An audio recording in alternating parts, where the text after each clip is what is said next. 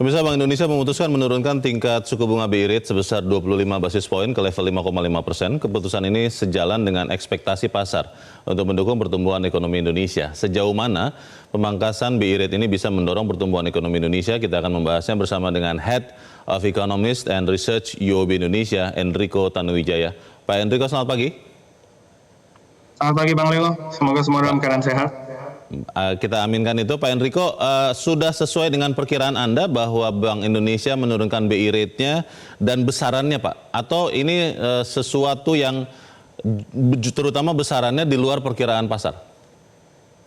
Ya, ini sesuai dan kita masih melihat akan ada satu kali lagi, kalau tidak bulan depan mungkin kuartal 3. Ini sudah kita prediksi bahwa memang di dalam sinergi totalitas fiskal, moneter, dan structural reform harus bekerja sama menjadi satu. Jadi yang kemarin itu memang kita sudah pencil in, second quarter akan ada 25 basis, dan kuartal depan akan ada satu kali lagi.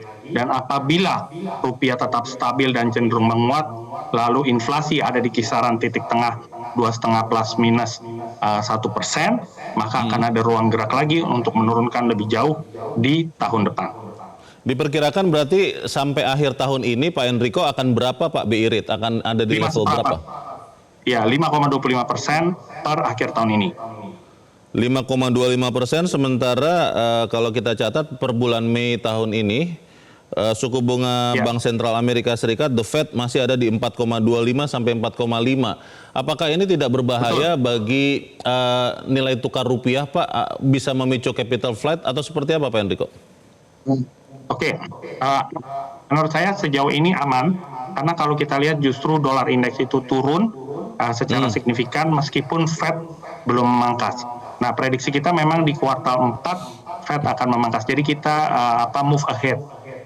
Ya, istilah kata kita mendahului the Fed, sedangkan kalau kita lihat meskipun dipangkas sampai 5,25 pun tanpa Fed menurunkan suku bunga, itu imbal hasil perbedaannya masih tetap positif sekitar 75 basis poin, dan di mana makro fundamental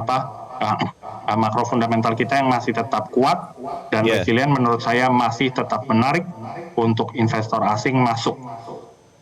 Apa yang akan menjadi indikator utama Bank Indonesia, Pak Enrico, untuk menurunkan lagi seperti yang Anda dan pasar perkirakan? Apakah memang yang diperhatikan nilai tukar rupiah saja atau juga pengucuran kredit perbankan? Karena kan kita berpikir kalau turun bunga, kredit bank harusnya meningkat. Tapi banyak orang yang masih tidak yakin ini. Bagaimana Pak Enrico? Betul, oke. Yang pertama, inflasi harus tetap terjaga stabil dan di dalam kisaran target. Lalu kedua, penguatan rupiah masih berlanjut, tapi as long as it is stable, itu memberikan ruang gerak. Tapi yang paling jelas Bang Leo adalah pelemahan dari momentum pertumbuhan ekonomi Indonesia. Jadi ini harus disambengi juga dengan contohnya stimulus fiskal, bahwa moneter itu sendiri butuh waktu yang tidak singkat untuk tersalur ke dalam dampak pembelanjaan masyarakat. Jadi lagging effect ini bisa mengambil waktu 6-9 bulan. Jadi meskipun diturunkan another 25 basis point, maka dampaknya ini mungkin baru terlihat penurunan suku bunga bank, lalu akan meningkat kredit, itu paling cepat akhir tahun atau bahkan kuartal 1 tahun depan.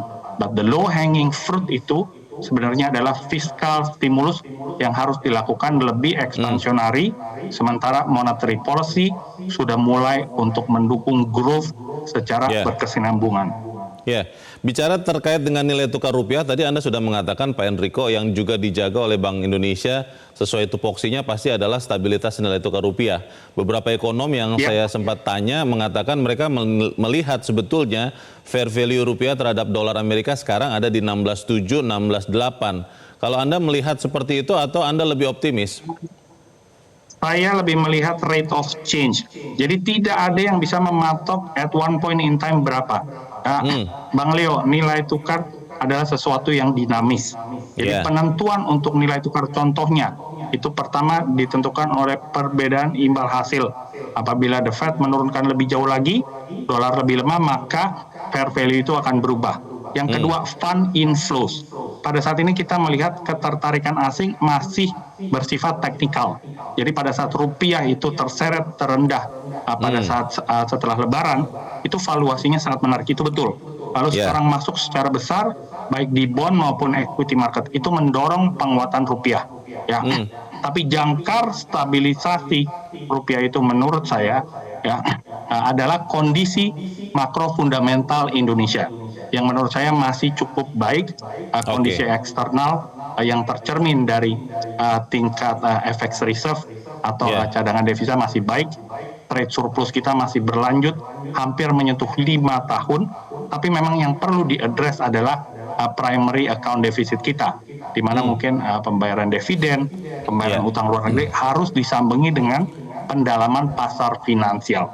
Jadi all in all ya Bang Leo, menurut saya yang perlu diperhatikan adalah rate of change atau tingkat perubahan secara persentase dari rupiah. Apabila itu tetap inline dengan the rest of the Asian currency, we are doing fine, bukan mematok level. Transmisi kebijakan moneter tadi Anda katakan Pak Enrico antara 6 sampai 9 bulan in effect. Bagaimana penurunan BI rate kemarin bisa mendorong pengusaha untuk mengambil kredit dari bank, Pak? Karena ketidakpastian masih cukup tinggi. Betul. Krisis yang kita ada tadi Bang Leo judulnya itu bagus sekali. Apakah tingkat pertumbuhan ekonomi melemah karena turunnya daya beli? Saya kurang setuju. Sebetulnya yang terjadi adalah krisis confidence. Jadi kalau kita plot antara retail sales dengan IKK, indeks kepercayaan konsumen, ini benar-benar korelasinya sangat tinggi dan sekarang ada di titik dekat sumbu, yang artinya tanpa adanya confidence masyarakat itu tidak mungkin belanja masyarakat akan meningkat. Jadi yang perlu kita catat ini bukan saja penurunan suku bunga yang akan memicu kredit, tapi kita harus lihat dari sisi demand. Ini perlu dipicu dan dipacu oleh stimulus fiskal yang targeted. Contohnya di sektor makanan, minuman, konstruksi, transportasi, logistik, pergudangan, lalu juga financial. Itu semua harus dilakukan secara sinergis. Jadi setelah langkah BI ini kita akan tunggu langkah KSSK begitu ya Pak Enrico ya, supaya kemudian langkahnya sama-sama bergerak sinergis. Terima kasih Chief Economist UOB Indonesia Enrico Tanuwijaya sudah mencerahkan kami. Selamat pagi Pak Enrico. Jelajahi cara baru mendapatkan informasi. Download Metro TV Extend sekarang.